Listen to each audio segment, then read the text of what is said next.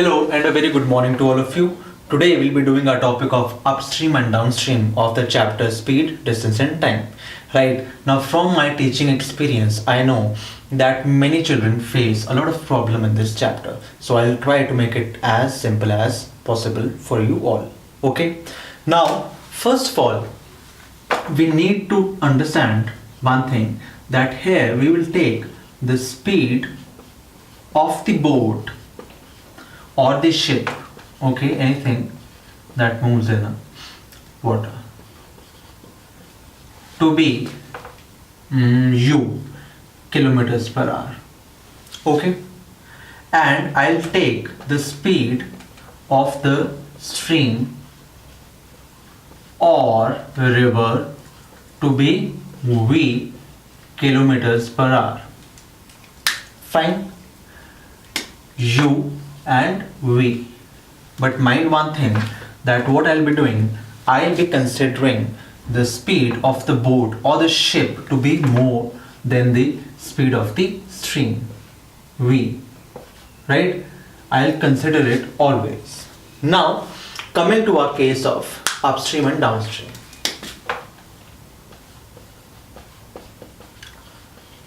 When I talk about upstream, see, it is a classic example of if you're climbing up a mountain, right, and you're walking on the mountain, you are bound to put in more effort because you are moving against the gravity, right? So your speed will be considerably reduced when you are climbing up the mountain.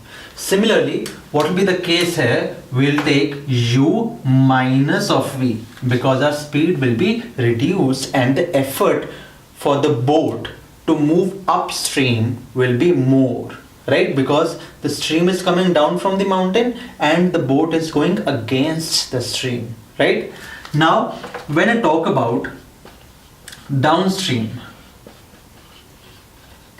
now take the case that you're coming down the mountain, right? You all know when you're running in the direction of the gravity or towards the ground, your speed will be more, right? That will be the case of our boat, because now it is moving in the direction of the stream, so that stream is also giving that extra push to our boat. So in this case, our speed of downstream will be u plus v, right? I hope it is clear to all of you. U minus v and u plus v. Now the third thing we need to remember is that speed of the boat in still water, right? Mark this word carefully, speed of the boat in still water. When we're talking about still water, we will simply, what we'll do, add downstream plus upstream upon 2. So we'll take an average of the downstream plus upstream, okay? Now we come to speed of the boat itself. In this case, we will do downstream minus of upstream upon 2. See, note one thing very carefully, that I have subtracted upstream from downstream. Why? Because the speed in downstream will always be more than the case of upstream, right? I hope it is clear to all of you. Now we are done with our basics of the chapter upstream and downstream, and we'll start to cover our questions on this. So moving on with the first question, we are given that a boat is moving with a speed of 15 kilometers per hour with the stream, right, and the speed of the stream is given to be 2.5 kilometers per hour, right? What we have to find? We have to find against speed of the boat against the stream, right? Now we know that we are given the speed of the stream. So in that case, first of all, what we will do, we'll find the speed of the boat. in still water. So speed of the boat in still water will be simply 15 minus 2.5. That will give me 12.5 what kilometers per hour, right? So this means that the man can travel in that boat at the speed of 12.5 kilometers per hour in still water, in water that is not moving. Fine. Now we have to find the speed of the man against the stream. Against the stream means upstream, right? Always, because you are going against it. So what we'll do, we'll simply take 12.5 minus of 2.5, right? And it will give me 10 kilometers per hour as the speed of the man against the stream, right? I hope it is clear to all of you. Moving on with the next question. Now the question will be changed a little bit. We are given that the speed of the boat, the speed of boat in still water is how much? 13 kilometers per hour, right? The speed of stream is given to be 4 kilometers per hour. We have to find in how much time, right? In how much time the boat will cover a distance of 68 kilometers in downstream, right? Now, still water and the speed of the stream. The case is given to be downstream. So what we'll do, we'll quickly add them both.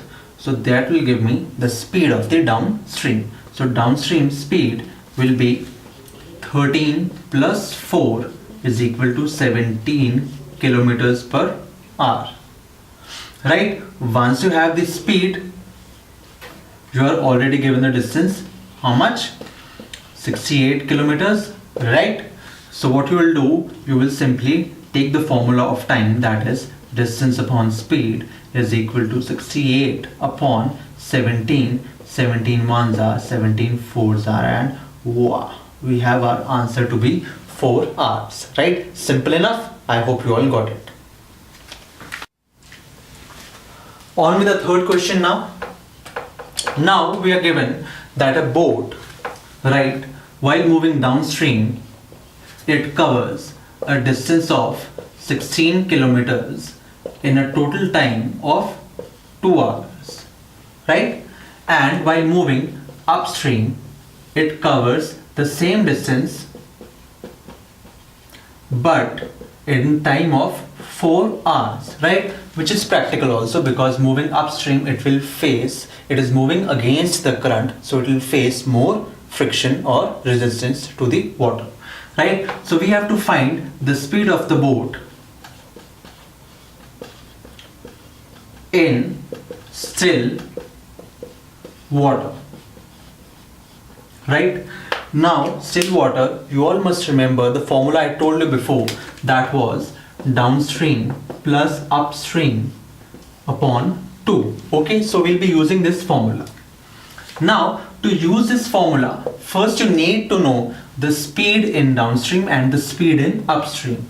So talking about this case, we are given the time and the distance, right? So we'll take out our speed of downstream, S ds, right? That will be 16 upon 2. It will give me what? 8 kilometers per hour, the speed in downstream of the boat. And about upstream, we will have S us, right? It will be how much? 16 upon 4. That will be 1s are 4s are.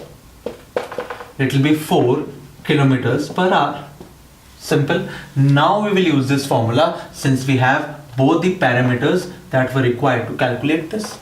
So it will be simply now 8 plus 4, right, upon 2, which will give me 12 by 2 is equal to 36 kilometers per hour.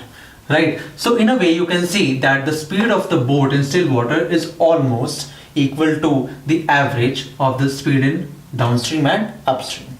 I hope it is clear to all of you. Moving on with our fourth question. Now moving on with our fourth question, now things will be getting a little bit tough, right? Now a boat takes 90 minutes less to cover a distance of 36 kilometers per hour in downstream than it takes to cover the same distance in upstream, right? The speed of the boat in still water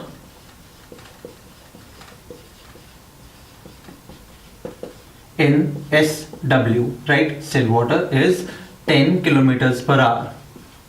Okay, you have to find the speed of the stream. This you have to find out. Okay, so first of all, you know, the thing we have to find out, we will let it be x kilometers per hour. Clear? One more important thing, that which I told you in the first part, that we have to make our units same. So you will know that somewhere down the line we'll convert this 90 minutes into hours. Okay, sorry, here will be an n. So now talking about downstream, we will simply take 10 plus x, which means the speed of the boat in still water, plus x will be the speed of the downstream, right, as I told you in the basics. Similarly, the speed of upstream will be 10 minus of x, right? Again, I hope this is fine. Now we are given that if a boat moves a distance of 36 kilometers downstream and it moves the same distance upstream, it takes 90 minutes less, which means that we are given a difference of both the times, right? So we'll express our question in that way, which means that distance upon speed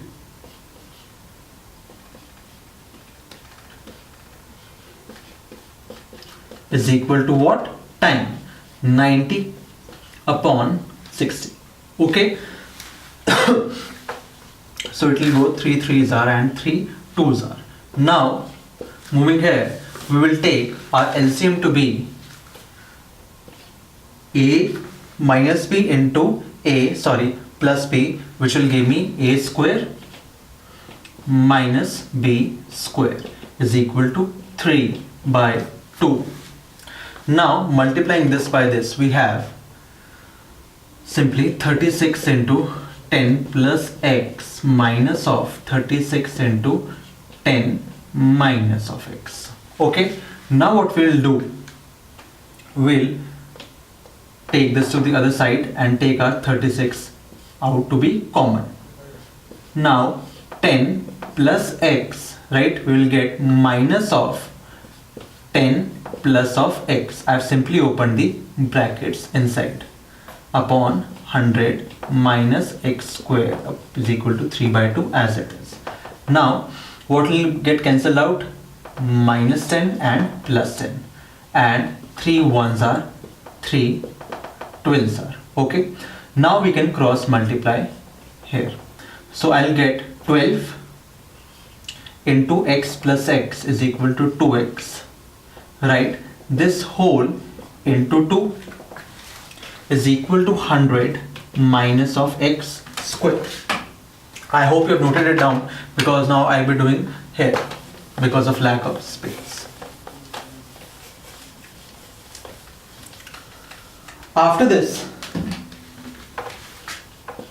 what we'll do, we'll get 12 2s are 24x into 2 48x, right, is equal to 100 minus of x square. Now if I bring these two terms to this side, I'll get x square plus 48x minus of 100 is equal to 0. So I'll factorize it. What I'll get, x square plus 50x minus of 2x minus of 100 is equal to 0.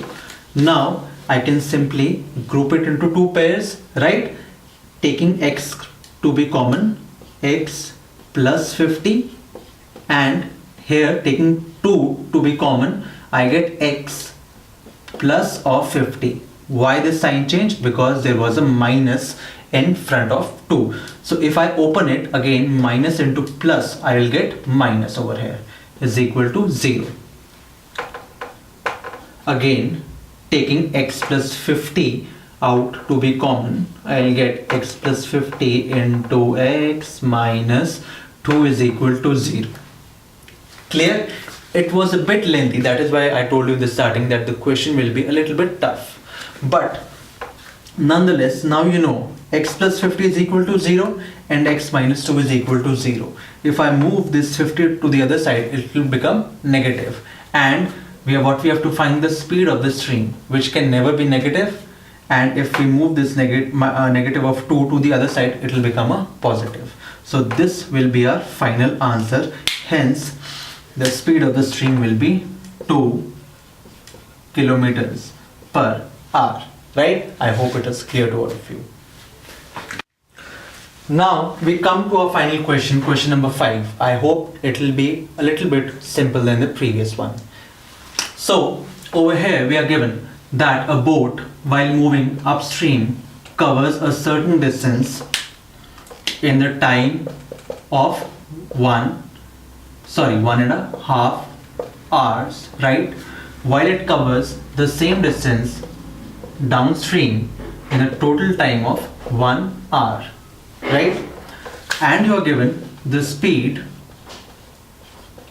of the stream to be 3 kilometers per hour, whereas you have to find the speed of boat in SW, that is still water. Now if you carefully read the question, you might have noticed that the question is quite similar to the previous one, with only one difference being that earlier you were given this and you had to find out this, and now the case is opposite. Okay, since we are given distance to be same in both the cases, we can equate our equations with themselves, right? Now what parameters we are given? We are given time and speed. So first of all, we'll frame an equation for our downstream. Speed in downstream will be how much? What we are not given, we'll suppose it to be x kilometers per hour. So speed of downstream will be x plus of 3, right? And speed of upstream will be x minus of 3. Clear? As told earlier. Now we know that speed into time is equal to distance. So x plus 3 into 1 is equal to x minus 3 into 3 by 2, which will give me, cross multiplying here by 2, 2x plus 6 is equal to 3x minus of 9. I group my like terms, which will give me minus of x is equal to minus of 15. I'll cancel the negative and I'll get my final answer as 15 kilometers per hour, right? So we are done with our final question. I hope you liked this video. Please remember to give a thumbs up and subscribe to my channel. Thank you all.